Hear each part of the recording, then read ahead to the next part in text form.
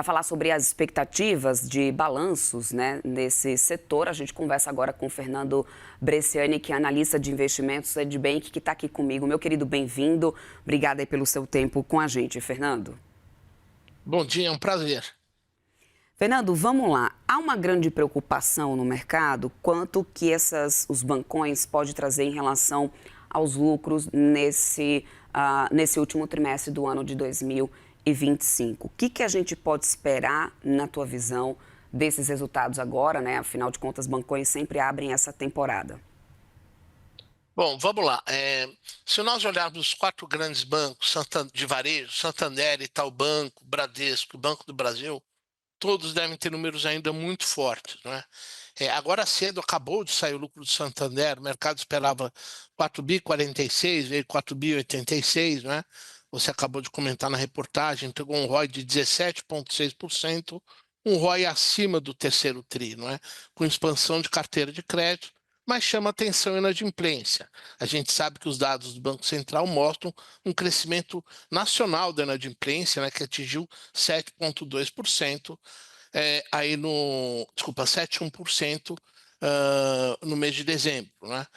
Quando a gente olhar o Itaú, ele deve ser o maior lucro do setor, né?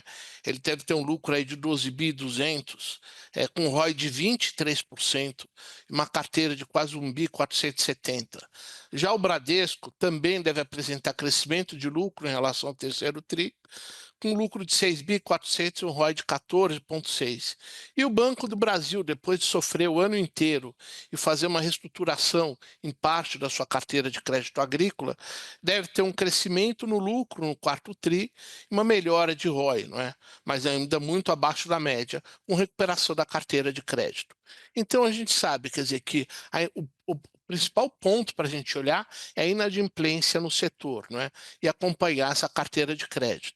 Mas os bancões, eles vêm entregando um volume de inadimplência inferior à média nacional, o que dá uma certa tranquilidade.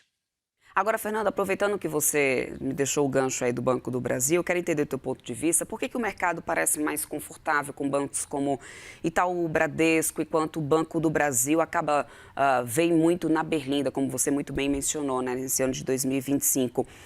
Tem também uma questão de governança, talvez esse mix de crédito, risco político. O que tem feito o Banco do Brasil, né? Para além dessa questão da preocupação do setor rural, tem algum outro fator agregado nisso? Vamos lá. O Banco do Brasil é um banco estatal. Os outros que você mencionou são bancos privados.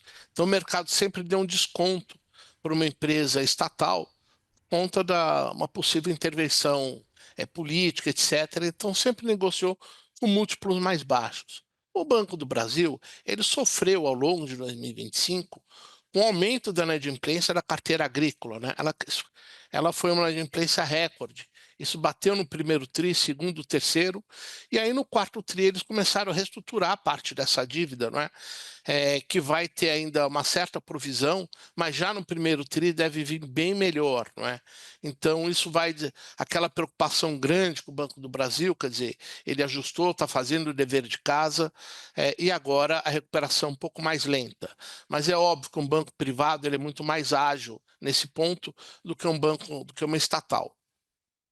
Agora, falando um pouco mais sobre essa questão da inadimplência, porque tem sido, né, uma grande preocupação, ainda mais no momento que a gente tem um patamar da Selic em 15%.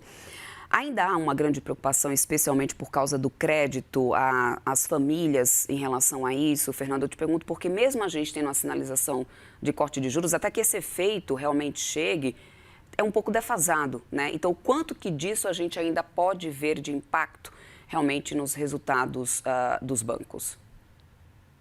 Eu acho que assim os bancos eles estão fazendo o dever de casa, como eu te falei, a inadimplência nacional está 7,1%, acabou de sair do Santander 4, não é? Uhum.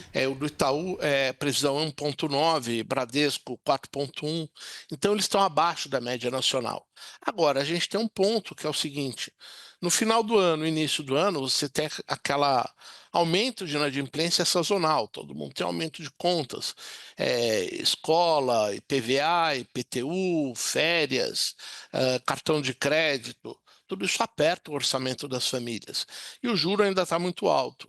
Ele deve começar a cair agora em março, mas para ele ter um efeito na economia, já demora aí em média uns 6 meses, não é? Então a gente tem que ter mais cortes para ver uma queda da inadimplência ao longo do ano, que se ocorrer deve ser mais no segundo semestre. Uhum. E como que fica a questão de tarifas, serviços, seguros? Isso, de alguma forma, deve voltar a ganhar protagonismo nesses resultados, Fernando? Olha, na parte de tarifas, a gente sabe que a inflação, quer dizer, também desacelerando, não é? Ela traz um impacto um pouco menor para os bancos, mas eles ainda vão continuar ganhando uma boa leva de receita desses produtos. Uhum. Bom, além disso, é importante a gente avaliar o valuation, né, desse setor, porque a gente tem tido um forte avanço principalmente da Bolsa Brasileira, com altas recordes. O setor vem também surfando nessa onda. Os bancos ainda estão baratos na Bolsa ou parte do otimismo já foi realmente precificado? A gente pode começar a ver mais efeito, né, de precificação dessa temporada de resultados. Fernando, como está a expectativa aí de vocês? Eles ainda estão baratos, eles ainda têm potencial de valorização. E é bom lembrar que quem está fazendo esse movimento na Bolsa é o investidor externo, que é quando a gente acompanha o fluxo diário, investidor institucional e investidor pessoa física estão negativos no ano. Quem está fazendo esse evento são os investidores externos. Não é? E aí, o que eles compram? Eles compram as famosas large caps, ou seja, as grandes companhias onde eles têm liquidez. E os bancos se encaixam nessas. Então, Bradesco, Itaú, Santander, Banco do Brasil. Quer dizer, as grandes empresas são aqueles que eles compram, que eles precisam de liquidez na hora que eles precisarem sair. Vamos falar um pouco sobre a expectativa também de concorrência, efeito disso, né? Da concorrência, por exemplo, com o Fitex nos balanços aí trimestrais dos bancões. A gente vê alguma influência, de alguma forma, né, desse avanço das fintechs aparecendo nesses resultados, ou o impacto competitivo segue sendo limitado quando se trata dos bancões, Fernando? Esses bancões, quer dizer, eles tinham uma estrutura pesada de varejo, não é? E aí eles viram saindo as fintechs, como o Nubank, Inter, e outras fintechs que existem por aí, e eles estão fazendo o dever de casa há um certo tempo. Então, eles estão tentando diminuir toda essa estrutura de varejo, investindo forte em informática, não é? Para serem competitivos. E estão começando a conseguir fazer, quer dizer, estão começando a conseguir, não, estão conseguindo avançar muito bem nisso. Agora, só para a gente amarrar o nosso papo, Fernando, olhando aí um pouco para frente, quais linhas, né, desses balanços aí serão decisivas os bancões, né? Margem financeira, inadimplência, crescimento de carteira, controle de custos, o que os investidores devem olhar? Olha, quando sai um balanço, a primeira coisa que eu vou olhar é a evolução da carteira de crédito e a composição da inadimplência. É o primeiro número que eu olho. Depois eu olho o lucro e olho a margem e a receita. Perfeito, então. Recado dado, meu querido, quero muito agradecer a tua participação aqui conosco. O Fernando Bresciani, que é analista de investimentos da Indebank. Obrigada pela sua participação e até uma próxima.